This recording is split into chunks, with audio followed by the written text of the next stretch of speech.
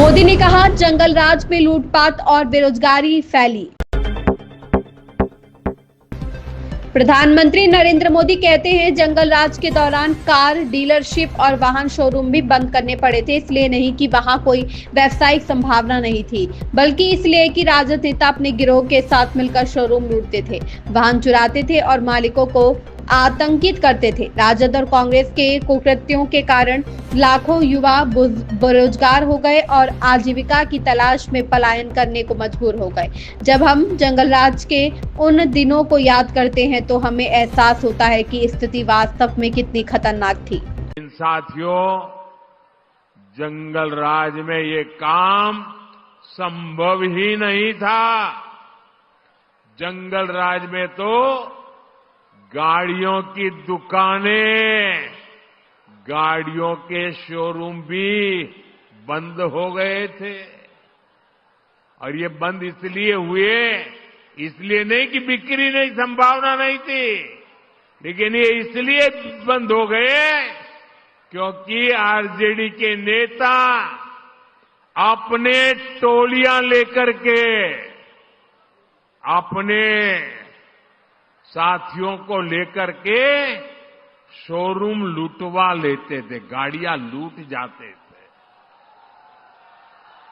अरे किसी ने नई गाड़ी खरीदी हो तो उसके पीछे आरजेडी के गुंडे लग जाते थे।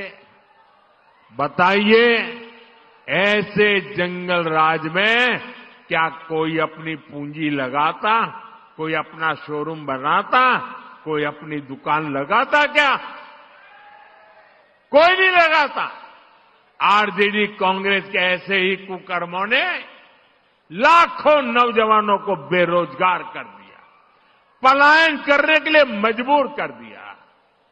साथियों, जंगल राज के दिनों को याद करते हैं तो अंदाजा लगता है कि हालात कितने खतरनाक थे।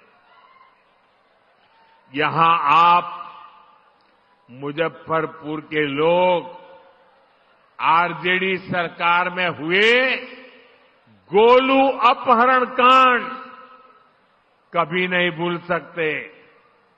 जो 20-25 साल की उम्र तक के लोग हैं ना, उनको शायद एक गोलू अपहरण कांड का पता नहीं होगा।